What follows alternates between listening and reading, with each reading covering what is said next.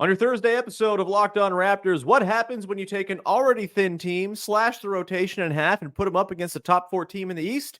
You get last night's Toronto Raptors season opener.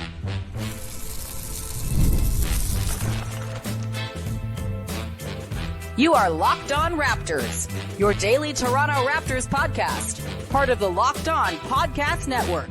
Your team every day. Hey, what's going on? And welcome to another episode of Locked On Raptors, part of the Locked On Podcast Network, your team every day. It is Thursday, October the 24th, and I'm your host, Sean Woodley. I've been covering the Toronto Raptors now for 11 seasons on various platforms. You can find all my work over on the bad website that sucks at Woodley Sean. You can find the show on Instagram at Locked On Raptors, and you can join us in the Locked On Raptors Discord server. Link in the description of the podcast. It's free to join. It's a great place to come and vent your frustrations. Talk about the good parts of the game, the young dudes, all that stuff. It's a great place to come hang out during games, after games, before games, all through the live long day. Great way to procrastinate doing work as well. Highly recommend. Also highly recommend subscribing to the Locked On Raptors newsletter, which is also linked in the description of the podcast and is also free. And you get original writing from myself 5 days a week. You get Katie Heindel 4 days a week, Michael Shearer of basketball poetry once a week, fantasy tips. It's all in there. Thank you in advance for subscribing to the Locked On Raptors newsletter. Today's show is brought to you by our friends at FanDuel, and you can start big with a big return on FanDuel. Place your first $5 bet and get $200 in bonus bets guaranteed. Visit FanDuel.com to get started. And we will get started here on your Thursday, taking a look at the Toronto Raptors 136-106 blowout loss to the Cavaliers at home to usher in a new season. Not the most inspiring of starts, to be sure. We'll get into the guard play, which I thought there was a mix of very promising, very good, and not so good from those in the Raptors backcourt. We will get into the good, the bad, and the from the game, as we do after every Toronto Raptors basketball game. But I want to start with the big takeaway from this one, which is that it's hard to have a big takeaway on a game where 5 of your 9, maybe 9, 10 best players are not available. It's just tough. The Raptors are already thin. They're already kind of working with pretty thin margins. And I think if 2 or 3 of the guys who were out of the lineup were available, a lot of the problems of last night go away, but they weren't available. And so a lot of the problems were very, very loud. And those problems got even more problematic when Immanuel Quickley left this game after 14 minutes of action, 14 minutes of very good play, by the way, which we'll get into coming up later. But after he went down, it was just a really tough scene. You basically have one credible above average 3-point shooter playing minutes for you in Grady Dick. Beyond that, yes, it was nice to see Chris Boucher bomb away from downtown, but the spacing was janky. The offense felt like it didn't have much flow or room to operate. And look, you're up against a Cavs team that is probably going to end up with a top 5 defense again, that has Evan Mobley and Jarrett Allen, these gigantic trees roaming the paint, shading towards Scotty Barnes and not worrying at all about those on the perimeter. It was a pretty tough environment for anyone to succeed. And look, Scotty Barnes was not good in this game. 9 points, 6 boards, 5 assists, 3 of 14 from the field, 0 of 2 from downtown, and didn't quite have that zip that he played with in the preseason, and looked a little bit sort of thrown off by the unfavorable flow of this game. And that's something that Scotty Barnes has struggled with over the years, right? There are times where he bounces back from it and kind of has these doldrums within games where he kind of brings it back together and gets back up to peak Scotty Barnes. Did not find that in this game. And again, I think a lot of this game was circumstance of not having 5 rotation guys by the time Quickley went out, and some really important ones at that, guys who give this team shape, who give this team shooting, who give this team just kind of like reliable, dependable dudes who know what they're doing. RJ Barrett, obviously super important for this team. I think Kelly Olynyk's importance, especially to the second unit offense, is immense. And, without those guys, you get lineups where Scotty Barnes is playing with 4 total non-shooters, and you're kind of lost and up creek without a paddle very quickly. I think, again, they didn't do themselves any favors either. I thought the Raptors played pretty poorly in this one. I thought their defense, Darko Rajakovic talked about this in the post game, where he talked about how kind of screen navigation was a problem, getting caught up, getting eaten up by screens in a way they weren't doing in the preseason against, preseason competition. This is the difference when you get to the big leagues and the season starts.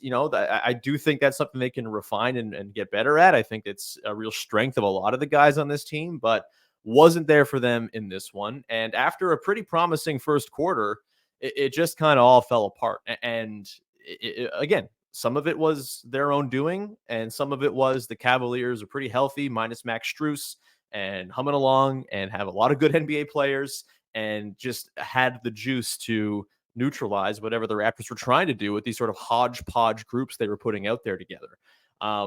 Again, back to Scotty. I think, there were moments where I thought Scotty Barnes really misread the situation with what the Cavs defense was doing. I think, he was really seemingly hunting post-ups and mismatches early on in this game. There were a lot of times where the Cavs seemed perfectly fine with, all right, we'll switch Donovan Mitchell onto Scotty Barnes and like an off-ball action. Like we're not pressed about that because we know that we've got the trees, Jarrett Allen and Evan Mobley, waiting in lurk and ready to kind of come and help at the last minute. I think Scotty kind of really just a lot of the post-ups he tried were kind of plodding, very slow. Again, in his defense, not a whole lot of stuff happening away from the ball to create an advantage for him, to give him space to operate. There's a screenshot I posted of one section of the second quarter where the Raptors have Scotty out there with Bruno Fernando, Chris Boucher, Jamal Shead, and Davion Mitchell. Tough stuff, not a lot of space. The Cavs throw to zone in that situation. And, without a proper guy to kind of go to the middle and exploit the zone from the nail, Scottie Barnes had to do it a bit. And his solution was, well, I'm at the nail. All these guys are not going to hit these shots. And, I'm going to try to back down and try to score. And posting up against the zone where you have 5 guys on the Cavs below the free throw line, not worried about shooters at all, not a whole lot of action happening away from the ball either. It was just a really difficult cramped spacing environment. Part of it's on Scotty for kind of forcing things a little bit, seeming totally out of his comfort zone. And part of it is on just the supporting cast not being conducive to good looking basketball. It's as simple as that sometimes. I think, there were the moments where Scotty got completely enveloped by Evan Mobley, who looked terrifying in this game. Good for him, man. He looked excellent. And if he's going to look like that, the Cavs are going to be a serious problem in the Eastern Conference. But yeah, Mobley had a couple possessions where he was guarding Scotty straight up. It wasn't a mismatch. Scotty was just trying to break him down one-on-one, and Mobley completely took his lunch. That's tough. Like, again, kind of forcing it a little bit, but at the same time, it's hard to kind of find where the blame falls on Scotty for a lot of this, and the blame falls on all of the good players who were not in the lineup and the lineup constructions that Darko Rajakovic threw out there. I don't think Darko did a great job of pulling the right levers and cranks with the lineups he did use. I think, again, I never, ever, ever want to see the Scotty, Mitchell, Shed, Boucher, Fernando lineup again. That we can throw that one out. Minus 12 in 4 minutes, basically lost them the game in the second quarter, put it out of reach, especially after Quickley went down. They were never making up that deficit that stretch spotted the Cavaliers. And that's just a lineup. There's no way that's going to work in a non-preseason game against the Nets. It was really fun when that group was flying around and causing havoc in that Nets preseason game, but it's the preseason against maybe the worst team in the NBA. It's not going to cut it against a serious team like the Cavaliers, and I didn't like that was a lineup they threw out. Again, not exactly spoiled for choice in this game as far as lineup constructions they could have gone with, but there was that. There was, I think, the section of late in the first quarter where you saw both Scotty and Quickley off the floor at the same time. Might have been early second quarter. Either way, like, I never want to see both of those guys off the floor when they're the 2 best players on the team. And this was before Quickley went out of the lineup. When he was available, you should always have one of those guys out there. I think that's pretty elemental. I know they're not trying to maximize every single minute of every single game. I know winning is not the main priority this season, but if you're trying to have good process, which again, Darko Rajakovic yesterday talked before the game about this season being all about process over results. I didn't love the process of having these lineups that don't really have an organizing offensive force to kind of drive the bus. And I think we saw it when Quickley was out there. Like when Quickley was in the game, there was some functionality to the team.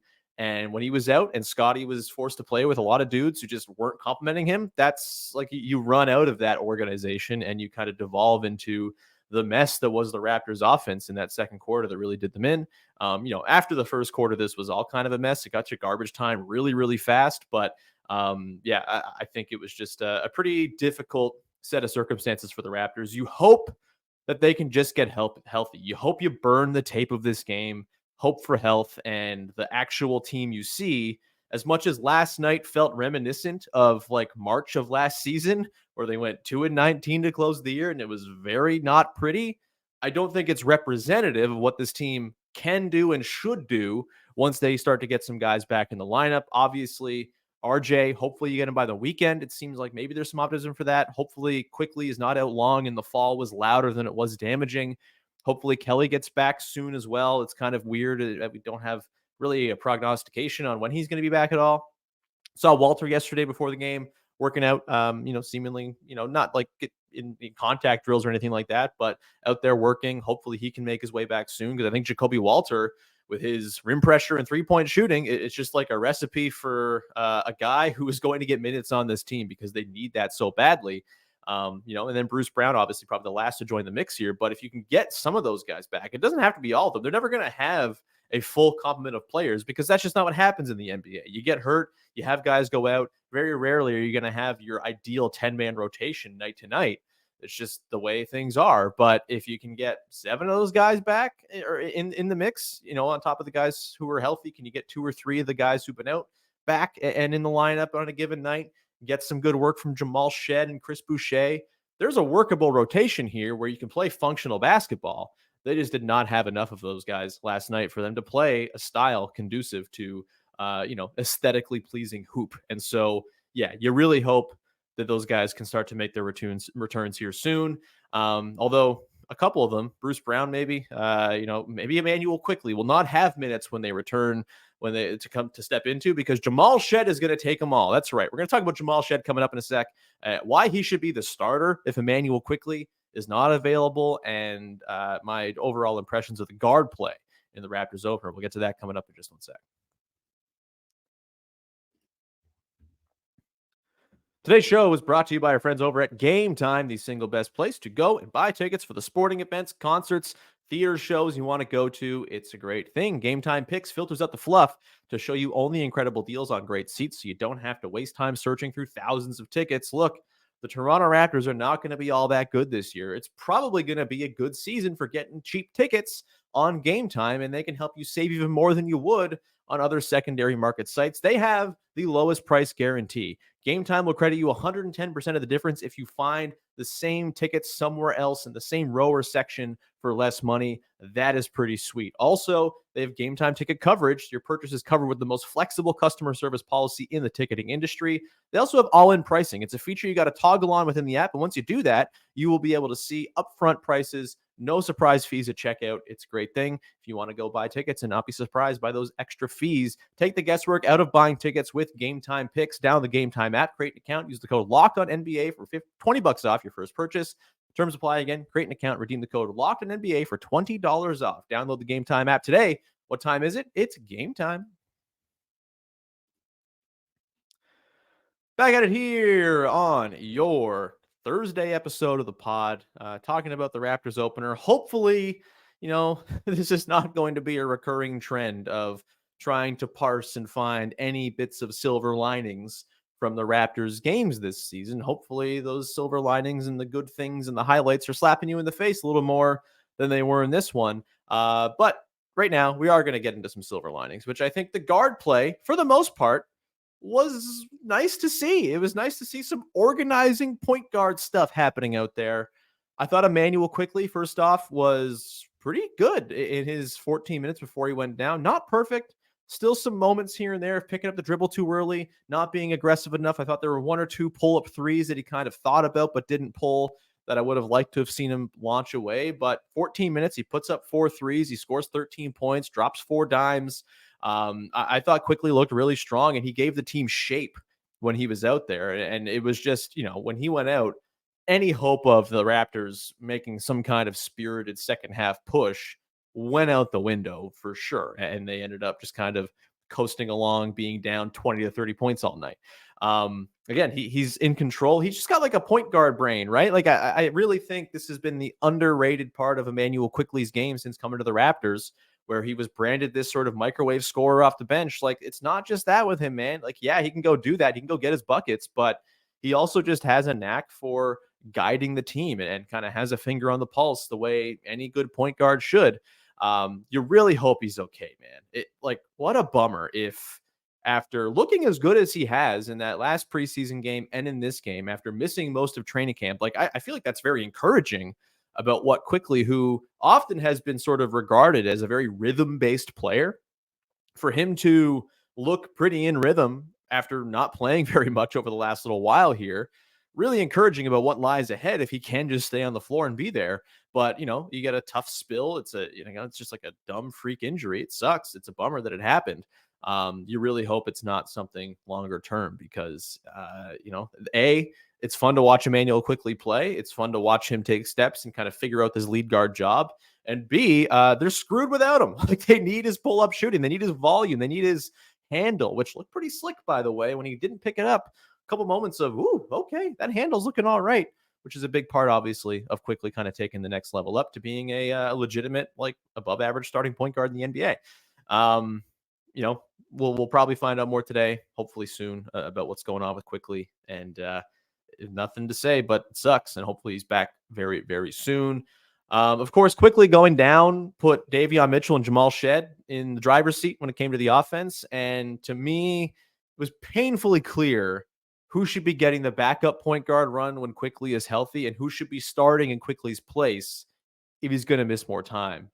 It's Jamal Shead, man. Oh my God. I love Jamal Shead. He was very good in this game. His first NBA game of import. It was really nice to see. 10 points, aboard 4 assists, 2 steals, 3 of 7 overall, 1 of 4 from downtown, 3 of 3 from the line. The guy can get to the line. He gets like deep position, man. He gets paint touches.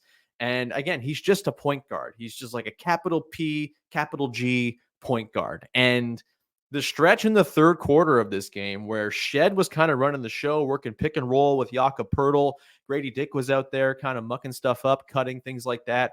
That was the best stretch after the first quarter the team played all night. And it's because Jamal Shead was just so composed at the helm there, on top of providing some pretty nasty defense. A couple of stretches of just like 24-second shot clock, absolutely menacing his offensive player that he was tasked with guarding. And it's a real marvel to watch this guy play defense. I am all in on the Jamal Shead experience. He looks like he's a guy. Like, the Raptors look like they found something in Jamal Shead. If he's looking this good now in his first NBA game, in his first season, like, there's a lot still to be tapped into here, especially if he can upgrade the three-point shooting at all. But even without it, there's clearly a backup point guard floor with Jamal Shead, with the defense, with the passing, with the rim pressure, that I'm pretty excited about, man. And like, it's very important to go and find guys who can fill in the back part of your lineup, who can be your reliable 7th, 8th, 9th, 10th men.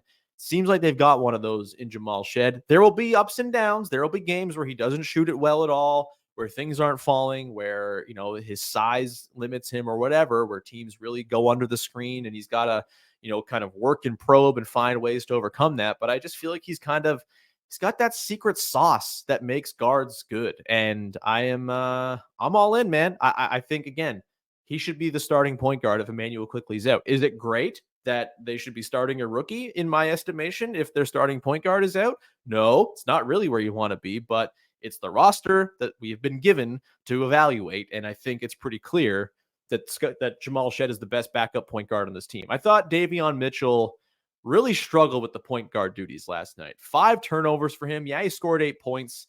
I think there is something there with Mitchell. It's just like a guy, when you're not bringing extra defenders into the conversation who can just blow by a dude straight line. I think that's the thing he's got as a first step. I think he, again, he's always been a good interior scorer, 75% at the rim last year, 68% for his career. I think within the machine of the Raptors offense, there's a way to make him work as an off-ball player. I did not love the pick and roll stuff from him last night, the creation stuff from him last night. And I think that, he had 5 turnovers. I think at least 3 of them came on plays where they're buckets if there's a cleaner delivery from Mitchell to the receiver. Like it just some really kind of basic, easy passes. I mean, basic, easy passes for an NBA point guard, not for my ass, but just like pretty easy reads that got totally flubbed or again misdelivered off. The timing wasn't quite there. I think the preseason assist parade from Davion Mitchell was nice and all that, but I don't think it was representative of what he actually is as a creator. And I think Jamal Shead just kind of has that stuff down. Obviously, if there's no Quickley, both guys are going to get run here. They're going to be the backup or the 2 point guards who kind of guide the offense, and that's going to probably lead to all kinds of bad offense for the team in the next little while if Quickley's not available. Please just be available, man. But I think based on, and it's not just last night, like I've been saying this for a while. Again, a recent episode, I talked about Mitchell as a creator and went back and watched all of his assists from last season. And a lot of it is one pass to the wing where a guy takes a quick three, or a pick and roll with Domantas Sabonis where the defense goes way under. He can't turn the corner or get deep position. He gives it to Sabonis to bail him out at the free throw line, and Sabonis scores, and Mitchell gets the homer assist, right? Like it's not a lot of sort of passing guys open, bending the defense with the will of his passing. Obviously, without having a shooting threat, it's hard to bend the defense. And Shead doesn't have that, but I do think Shead can get into the teeth of the defense more effectively, even if the defense is playing conservatively against him. He just has, again, the sort of bob and weave to him. I thought the way he navigated some pick and roll with Jakob Poeltl, kind of crisscrossing, changing direction, that's really good stuff to see. And it's the kind of craft I don't think we've seen from Davion Mitchell as a point guard. So it feels like a have your cake and eat it too situation to me, really. You can give Jamal Shead, a guy who figures to be your backup point guard at least for a very long time, if things break right here. You give him a lot of developmental run in the role he's going to occupy in a season that's all about giving guys developmental run. And you move your second draft flyer, Davion Mitchell, to a position that I think he's just more likely to find success in. It seems like the right move. Obviously, again, this requires Quickley to be healthy. Both guys are going to play point guard until he's back, but that's sort of my big prevailing takeaway on the guard play from the first game is Jamal Shead is just clearly the best backup point guard in this team, and his role going forward, I think, should reflect that. I think he should just be in the rotation, frankly. He looks really good. And until he proves that he's not up to it and needs to go down to the 905 for seasoning, run him out there, man, because Jamal Shead rocks. We're going to come back on the other side, get into the good, the bad, and the from last night's game. And look, I don't want to pile on bad. It won't be about players or the actual on-court performance because you saw the game. It was all bad. But I do have a bad about purple and colors and courts and all of that, plus some thoughts on Chris Boucher, Jonathan Mogbo, and more coming up to close out the show. Today's show is brought to you by Prize Picks, the single best place to play daily fantasy sports. And right now, you can win up to 100 times your money on Prize Picks with as little as 4 correct picks. Prize Picks is the best way to get action on sports in over 30 states, including California, Florida, Georgia, and Texas. Prize Picks is the only real money daily fantasy platform with an injury insurance policy as well. So your lineups stay in play even if one of your players gets injured. If your player leaves in the first half and doesn't return, Prize Picks keeps your lineup live. That is pretty sweet. Sign up today and get $50 instantly when you play $5. You don't even need to win to receive the $50 bonus. It's just guaranteed. You just put in your $5 entry and you're going to get a $50 bonus. That's pretty fun. Download the app today. Use the code LOCKEDONNBA for $50 instantly after you play your first $5 lineup. Again, that's the code LOCKEDONNBA for $50 instantly after you play your first $5 lineup. Prize Picks, run your game. Closing it out here with the good, the bad, and the about the Toronto Raptors season opening 136-106 loss to the Cavs. The way we wrap up every single game recap show here on the pod. A thing I liked, a thing I didn't like, and a thing that's got me a little bit intrigued from the latest Toronto Raptors basketball game. A thing I liked, the good, Chris Boucher, man. Your leading scorer, Chris Boucher, 18 points a game. Who had that one on the board? One game in, but he was the leading scorer at one point this season for the Raptors, and that is something you can hang a banner for. 4 or 5 from downtown, super shot ready. I found Chris Boucher to be through the preseason into this season already. I'm just like, Chris Boucher, longest tenured Raptor. He's had his ups and downs. He's been rotation viable and not so much over the years, but I would be totally thrilled if this were like an awesome farewell campaign for Chris Boucher as a nice, viable front court rotation piece for this team that needs viable front court rotation pieces. It's the last year of his deal. He's probably not going to be around long beyond this with the Raptors, and maybe he gets traded at the deadline if he shows out. But mostly, I think it's just cool that a guy who's been around such a long time, been a good soldier, again, had various roles and oscillations of said roles, had a great preseason, looked good last night. If Chris Boucher's playing like this, that's a rotation piece again. Like, it doesn't take much to turn what we saw last night in terms of the available rotation into an actually functional, workable NBA rotation. You do not need all 5 guys who are up to come back immediately to make this viable. You need a couple of those guys. You need a couple of guys to play better. Scotty Barnes, obviously. Jakob Poeltl had himself a rough night. You need some improvement in performance and form from guys. But if Boucher's doing stuff and Shead's doing stuff, there is a rotation to be found here with just a little bit more health luck. You don't need perfect health luck. You need pretty good health luck. And I think they can hopefully get that. I mean, it sucks that the season's starting like this. I don't think it's going to hold up like this. Like, guys get healthy. Hopefully it's not long-term for any of these dudes. It doesn't seem like it is. And but Chris Boucher, I'm loving it. Give me Chris Boucher rotation minutes. Give me Chris Boucher like backup 5 working next to Kelly Olynyk like he did very well for like 2 games last year before he got hurt. I'm in. Loving it from Chris Boucher. The bad, like I said before, I don't need to pile on the team. We know it was bad. We know it was ugly. It was not pretty. We know who was bad. We know who needs to be better. Let me just take a second to vent just a little bit. As a lover of the purple jerseys, which looked great, by the way. Loved the purple jerseys. Loved the purple front, black back, Vince Carter era look. It's one of my favorite jerseys in Raptors history. It's unique. Again, purple front, black back. You don't see the sort of dual color on the front and back of a jersey all the time. It's pretty rad. It might be a singularly unique jersey design in NBA history. It's great, and I love it, and it looked really sharp. Why was there not a purple floor? Like, all summer long, the team was teasing purple. All of our socials are purple. Purple's coming. It's coming.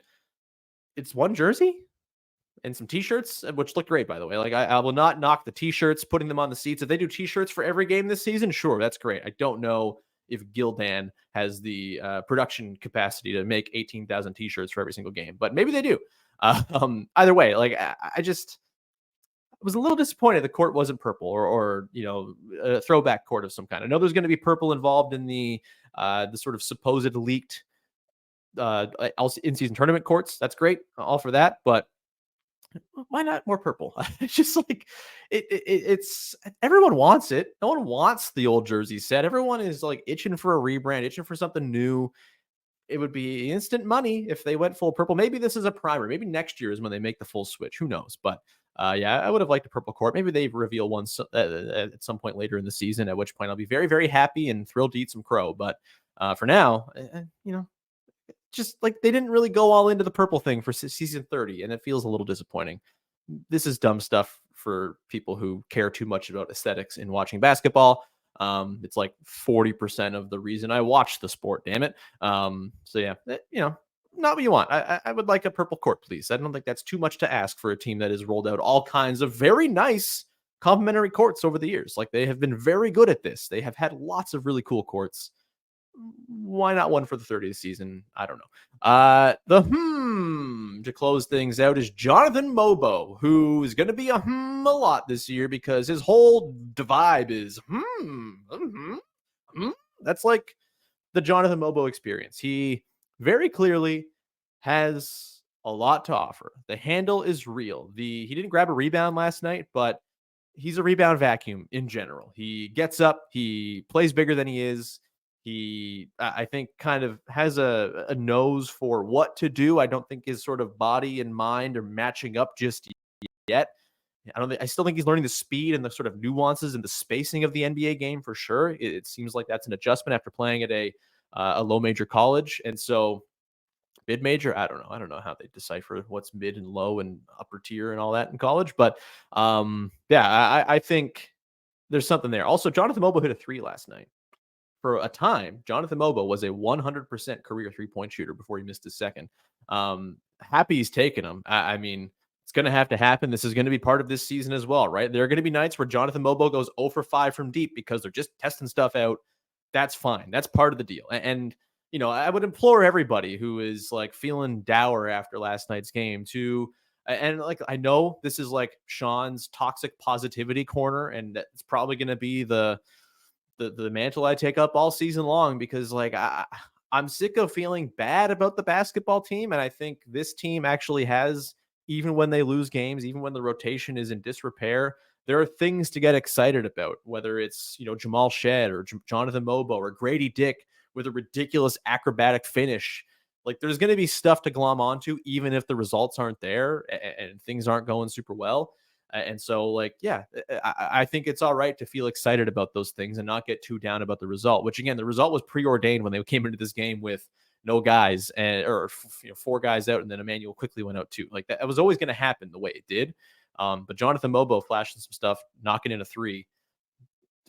If Jonathan Mogbo can hit threes, my God, we are talking about a player, man. It's all going to happen for him. But we're going to leave it there. Thank you so much for hanging out. We'll be back again tomorrow as we'll continue Toxic Positivity Corner with our pal Esper Henny, who, like me, was feeling a little optimistic coming into the season. Hopefully that wasn't squashed for him last night. But until then, thanks so much for hanging. Please support the pod, subscribe, follow, rate, review, all that good stuff. It's always appreciated when you support the show. It's very appreciated when you go to the newsletter as well. Link in the description of the podcast. Go subscribe there. Join the Discord. Lots of good stuff cooking, covering the team this year. And last night's result is not going to squash my excitement to cover this team all year, watching a normal basketball team play a normal season, even if it's going to be the losing brand. So thanks in advance for rocking with all the stuff. If you haven't yet, do it, please. Help the YouTube subscribers grow, if there's nothing else. Even if you're not going to watch the videos, just help the numbers, please. And I'll stop begging for your support now. We'll leave it there. We'll talk to you again on Friday, another episode of Locked On Raptors. Thanks for hanging. Bye-bye. A little cold now.